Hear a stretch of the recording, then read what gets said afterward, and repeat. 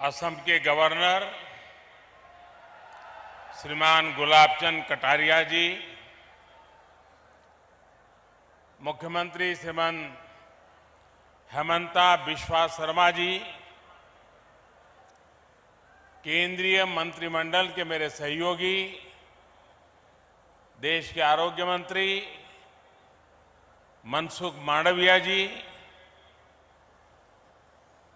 Doctor Bharti Pawar ji, Assam सरकार के मंत्री केशव महंता जी, यहां उपस्थित मेडिकल जगत के सभी महानुभाव, अन्य महानुभाव, अलग अलग स्थानों पर वीडियो कॉन्फ्रेंस से जुड़े हुए सभी महानुभाव और असम के मेरे प्यारे भाइयों और बहनों, मां कामाख्यार ये पवित्रो भूमिर पौरा ओहोमोर होमो भाटनी भोगनोई लोई मोर प्रणाम। आप सभी को रोंगाली बिहू की बहुत बहुत शुभकामनाएं। इस पावन अवसर पर असम के नॉर्थ ईस्ट के हेल्थ इंफ्रास्ट्रक्चर को आज एक नई ताकत मिली है। आज नॉर्थ ईस्ट को अपना पहला एम्स मिला है और असम को 3 नए मेडिकल कॉलेज मिले हैं। आईआईटी गुवाहाटी के साथ मिलकर आधुनिक रिसर्च के लिए 500 बेड वाले सुपर स्पेशलिटी अस्पताल का भी शिलान्यास हुआ है और असम के लाखों लाख साथियों तक आयुष्मान कार्ड पहुंचाने का काम मिशन मोड पे शुरू हुआ है। नए एम्स से असम के अलावा अरुणाचल प्रदेश, नागालैंड, मेघालय, मिजोरम और मणिपुर के साथियों को भी इसका बहुत लाभ मिलने वाला है। आरोग्य के इन सारे प्रोजेक्ट्स के लिए आप सभी को, नॉर्थ ईस्ट के सभी मेरे भाइयों बहनों को बहुत बहुत बधाई और बहुत बहुत शुभकामनाएं। भाइयों और बहनों, पिछले 9 वर्षों में नॉर्थ ईस्ट में कनेक्टिविटी से जुड़े इंफ्रास्ट्रक्चर को लेकर बहुत चर्चा हुई है। आज जो भी नॉर्थ ईस्ट आता है तो यहां के रोड, रेल, एयरपोर्ट से जुड़े कार्यों को देखकर प्रशंसा किए बिना रह नहीं सकता है। लेकिन नॉर्थ ईस्ट में एक और इंफ्रास्ट्रक्चर पर बहुत तेजी से काम हुआ है और वो है सोशल इंफ्रास्ट्रक्चर।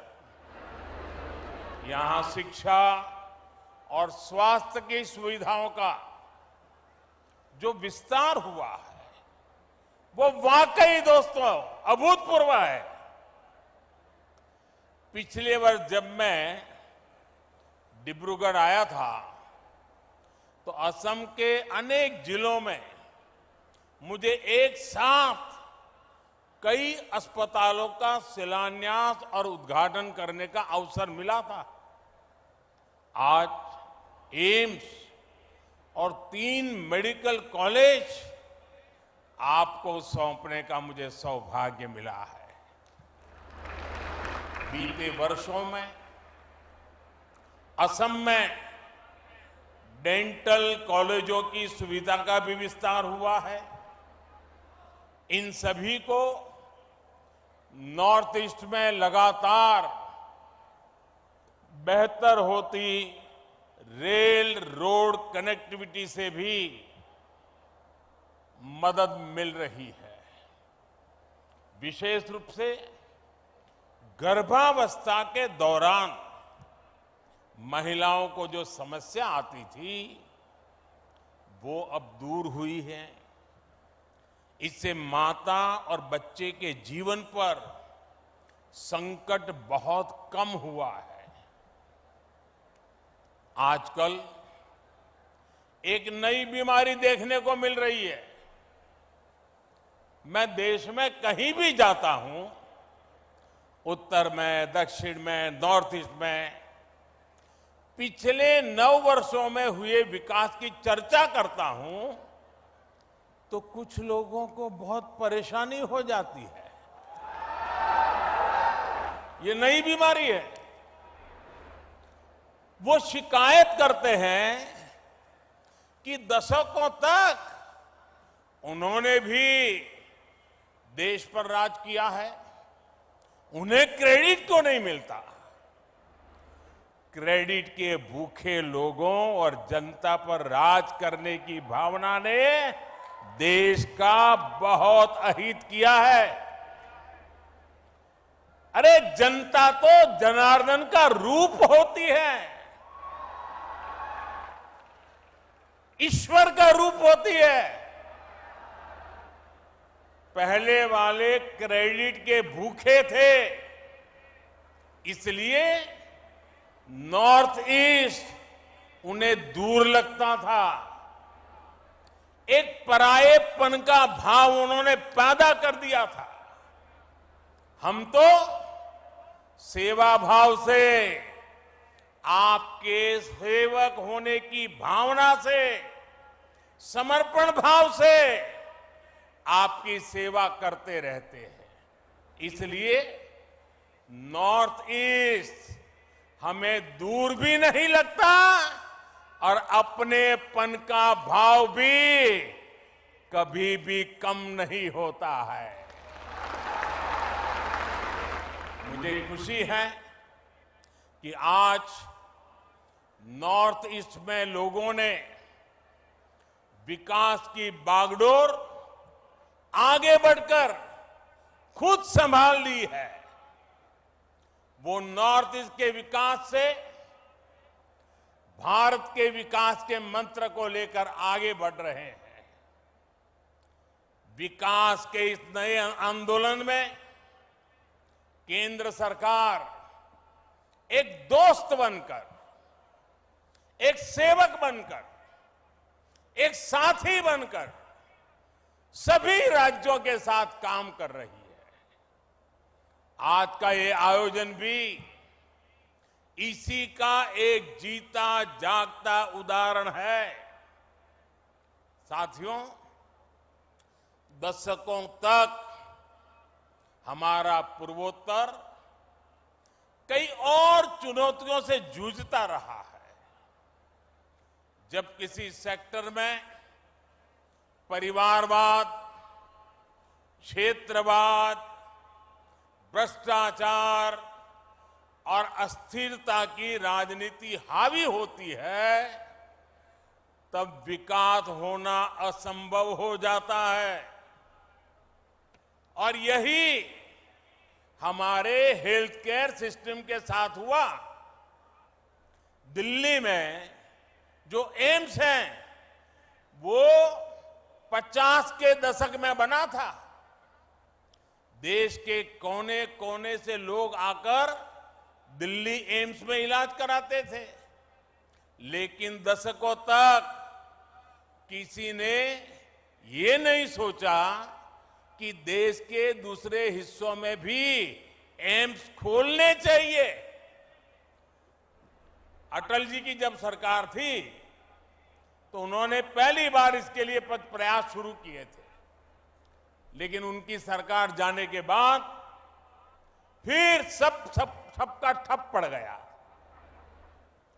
जो एम्स खोले भी गए वहां व्यवस्थाएं खस्ताहाल ही रही। 2014 के बाद हमने इन सारी कमियों को दूर किया। हमने बीते वर्षों में 15 नए एम्स पर काम शुरू किया। 15। इनमें से अधिकतर में इलाज और पढ़ाई दोनों सुविधा शुरू हो चुकी है। एम्स गुवाहाटी भी इस बात का उदाहरण है कि हमारी सरकार जो संकल्प लेती है उसे सिद्ध करके भी दिखाती है। ये असम की जनता का प्यार है जो मुझे बार बार यहां खींच के ले आता है। शिलान्यास के समय भी आपके प्यार ने मुझे यहां बुला लिया और आज लोकार्पण के समय भी आपका प्यार बढ़ चढ़ करके, और वो भी बिहू के पवित्र समय, यहां मुझे आने का अवसर मिल गया। ये आपका प्यार ही है। साथियों, पहले की सरकारों की नीतियों की वजह से हमारे यहां डॉक्टरों और दूसरे मेडिकल प्रोफेशनल की बहुत कमी रही है। ये कमी भारत में क्वालिटी हेल्थ सर्विस के सामने बहुत बड़ी दीवार थी। इसलिए बीते 9 वर्षों में हमारी सरकार ने मेडिकल इंफ्रास्ट्रक्चर और मेडिकल प्रोफेशनल बढ़ाने पर बड़े स्तर पर काम किया है। 2014 से पहले 10 सालों में करीब 150 मेडिकल कॉलेज बने थे।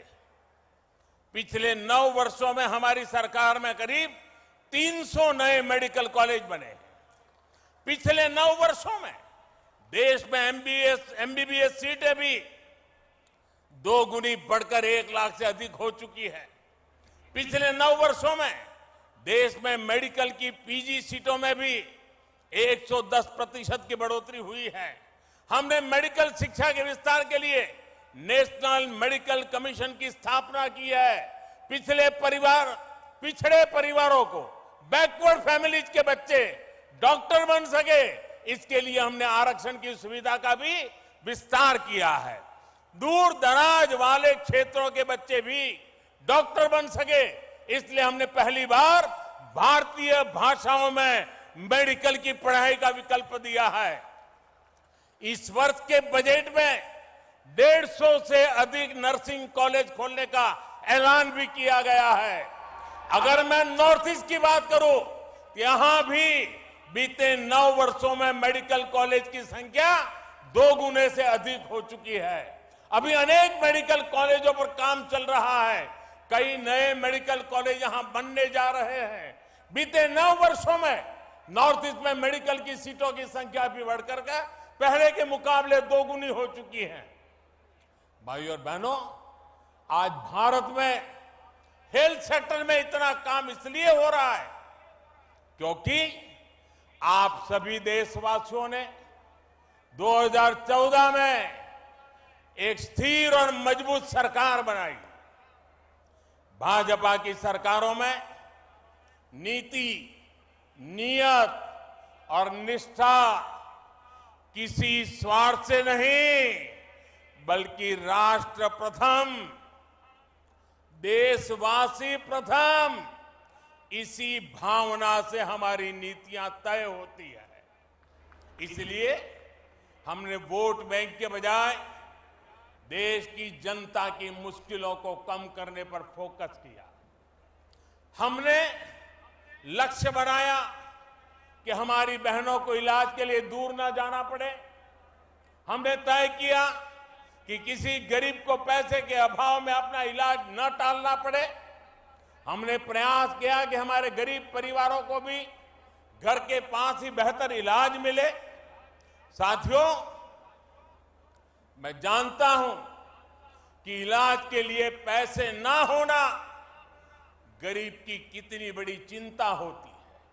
इसलिए हमारी सरकार ने 5 लाख रुपए तक का मुफ्त इलाज देने वाली आयुष्मान योजना शुरू की। मैं जानता हूं कि महंगी दवाइयों से गरीब और मध्यम वर्ग कितना परेशान होता है। इसलिए हमारी सरकार ने 9,000 से ज्यादा जन औषधि केंद्र खोले। इन केंद्रों पर सैकड़ों दवाइयां सस्ते में उपलब्ध कराई। मैं जानता हूं हार्ट के ऑपरेशन में, घुटने के ऑपरेशन में गरीब और मध्यम वर्ग का कितना ज्यादा खर्च हो रहा था। इसलिए हमारी सरकार ने स्टेंट की कीमतों को नियंत्रित किया, नी इम्प्लांट की कीमतों को नियंत्रित किया। मैं जानता हूं कि जब गरीब को डायलिसिस की जरूरत होती है तो वो कितना परेशान होता है। इसलिए हमारी सरकार ने हर जिले में मुफ्त डायलिसिस वाली योजना शुरू की। लाखों लोगों को इसका फायदा पहुंचाया। मैं जानता हूं गंभीर बीमारी का समय से पता लगना कितना जरूरी होता है। इसलिए हमारी सरकार ने देश भर में 1.5 लाख से ज्यादा हेल्थ और वेलनेस सेंटर खोले हैं। वहां जरूरी टेस्ट की सुविधा दी है। मैं जानता हूं कि टीबी की बीमारी कितने दशकों से गरीबों के लिए बहुत बड़ी चुनौती बनी हुई है। इसलिए हमारी सरकार ने प्रधानमंत्री टीबी मुक्त भारत योजना अभियान शुरू किया। हमने बाकी दुनिया से 5 वर्ष पहले ही भारत को टीबी से मुक्त करने का लक्ष्य रखा है। मैं जानता हूं कि बीमारी किस तरह गरीब और मध्यम वर्ग के परिवार को बर्बाद कर देती है। इसलिए हमारी सरकार ने प्रिवेंटिव हेल्थ केयर पर फोकस किया। बीमार हो ही नहीं, बीमारी आए ही नहीं, इस पर फोकस किया। योग, आयुर्वेद, फिट इंडिया अभियान चलाकर हमने लोगों की निरंतर सेहत के प्रति जागरूक किया है। साथियों, आज जब मैं सरकार की इन योजनाओं की सफलता देखता हूं तो खुद को धन्य मानता हूं कि गरीब की इतनी सेवा करने का परमात्मा ने और जनता जनार्दन ने मुझे आशीर्वाद दिया। आयुष्मान भारत, प्रधानमंत्री जन आरोग्य योजना आज देश के करोड़ों गरीबों का बहुत बड़ा संबल बनी है। बीते वर्षों में आयुष्मान भारत योजना ने गरीबों के 80,000 करोड़ रुपए खर्च होने से बचाए हैं। जन औषधि केंद्रों की वजह से गरीब और मध्यम वर्ग के 20,000 करोड़ रुपए खर्च होने से बचे हैं। स्टेंट और नी इम्प्लांट की कीमत कम होने से गरीब और मध्यम वर्ग के हर साल 13,000 करोड़ रुपए बच रहे हैं। मुफ्त डायलिसिस की सुविधा से भी किडनी के गरीब मरीजों के 500 करोड़ रुपए से ज्यादा खर्च होने से बचे हैं। आज यहां असम के करीब 1 करोड़ से भी ज्यादा नागरिकों को आयुष्मान भारत कार्ड देने का अभियान भी शुरू हुआ है। इस अभियान से असम के लोगों को बहुत बड़ी मदद मिलने वाली है, उनके पैसे बचने वाले हैं। साथियों, मैं अक्सर देश के कोने कोने में हमारी सरकार की योजनाओं के लाभार्थियों से मुलाकात करता रहता हूं। इसमें बहुत बड़ी संख्या में हमारी माताएं, बहनें, हमारे देश की बेटियां, हमारी महिलाएं शामिल होती हैं। वो मुझे बताती है कि पहले इसकी सरकारों में और अब भाजपा सरकार के समय में स्वास्थ्य सुविधाओं में कितना बड़ा फर्क आया है। आप और हम ये जानते हैं कि जब स्वास्थ्य की बात होती है, इलाज की बात होती है, तो हमारे यहां महिलाएं अक्सर पीछे रह जाती हैं। हमारी माताओं बहनों को खुद को लगता है कि क्यों अपने इलाज पर घर का पैसा खर्च करवाएं, क्यों अपनी वजह से दूसरों को इतनी तकलीफ दें। संसाधनों की कमी की वजह से, आर्थिक तंगी की वजह से जिन हालातों में देश की करोड़ों महिलाएं रह रही थी, उसमें उनका स्वास्थ्य ही सबसे ज्यादा प्रभावित था। भाजपा के नेतृत्व वाली हमारी सरकार ने जो योजनाएं शुरू की, उसका बहुत बड़ा लाभ हमारी माताओं बहनों को, महिलाओं की सेहत को हुआ है। स्वच्छ भारत अभियान के तहत बने करोड़ों शौचालय ने महिलाओं को बहुत सारी बीमारियों से बचाया है। उज्ज्वला योजना के तहत मिले गैस, उस गैस कनेक्शन से महिलाओं को जानलेवा धुएं से मुक्ति दिलाई है। जल जीवन मिशन के तहत हर घर जल आने से करोड़ों महिलाओं का पानी से होने वाली बीमारियों से बचाव हुआ है। मिशन इंद्रधनुष ने करोड़ों महिलाओं का मुफ्त टीकाकरण करके उन्हें गंभीर बीमारी से बचाया है। आयुष्मान भारत योजना ने महिलाओं को अस्पताल में 5 लाख रुपए तक के मुफ्त इलाज का भरोसा दिया है। प्रधानमंत्री मातृ वंदना योजना ने महिलाओं को गर्भावस्था के दौरान आर्थिक मदद दी है। राष्ट्रीय पोषण अभियान ने महिलाओं को पौष्टिक भोजन मुहैया कराने में मदद की है। जब सरकार संवेदनशील होती है, जब गरीब के प्रति सेवा की भावना होती है, तो ऐसे ही काम किया जाता है। साथियों, हमारी सरकार भारत के हेल्थ सेक्टर का 21वीं सदी की आवश्यकता के मुताबिक आधुनिकीकरण भी कर रही है। आज Ayushman Bharat digital health mission से देशवासियों को डिजिटल हेल्थ आईडी दी जा रही है। देश भर के अस्पतालों, हेल्थ प्रोफेशनल्स को एक प्लेटफॉर्म पर लाया जा रहा है। इससे एक क्लिक पर ही देश के नागरिक का पूरा हेल्थ रिकॉर्ड उपलब्ध हो जाएगा। इससे अस्पतालों में इलाज की सुविधा बढ़ेगी, सही डॉक्टर तक पहुंचना सरल होगा। मुझे खुशी है कि इस योजना के तहत अभी तक लगभग 38 करोड़ डिजिटल आईडी बनाई जा चुकी है। इसमें 2 लाख से अधिक हेल्थ फैसिलिटी और 1.5 लाख से अधिक हेल्थ प्रोफेशनल वेरीफाई हो चुके हैं। आज ई संजीवनी भी घर बैठे बैठे उपचार का पसंदीदा माध्यम बनती जा रही है। हम सुविधा का लाभ देश भर के 10 करोड़ साथी ले चुके हैं। इससे समय और पैसा दोनों की बचत सुनिश्चित हो रही है। भाइयों और बहनों, भारत के हेल्थ केयर सिस्टम में परिवर्तन का सबसे बड़ा आधार है सबका प्रयास। कोरोना के संकट काल में भी हमने सबका प्रयास की ताकत देखी है। दुनिया के सबसे बड़े, सबसे तेज, सबसे प्रभावी कोविड टीकाकरण अभियान की प्रशंसा आज दुनिया कर रही है। हमने मेड इन इंडिया वैक्सीन बनाई, उन्हें बहुत कम समय के भीतर दूर दूर तक पहुंचाया। इसमें आशा वर्कर, आंगनवाड़ी कार्यकर्ता, प्राइमरी हेल्थ केयर वर्कर से लेकर फार्मास्यूटिकल सेक्टर तक के सारे साथी ने शानदार काम किया है। इतना बड़ा महायज्ञ तभी सफल होता है जब सबका प्रयास हो और सबका विश्वास हो। सबका प्रयास की भावना के साथ हमें आगे बढ़ना है। आइए सबका प्रयास से स्वस्थ भारत, समृद्ध भारत के मिशन को हम पूरी निष्ठा से आगे बढ़ाएं। एक बार फिर एम्स और मेडिकल कॉलेज के लिए असम के लोगों को मैं फिर एक बार बहुत बहुत बधाई देता हूं। और आपने जो प्यार दिखाया, इतनी बड़ी तादाद में आशीर्वाद देने आए, आपको प्रणाम करते हुए, आपका धन्यवाद करते हुए मेरी वाणी को विराम देता हूं।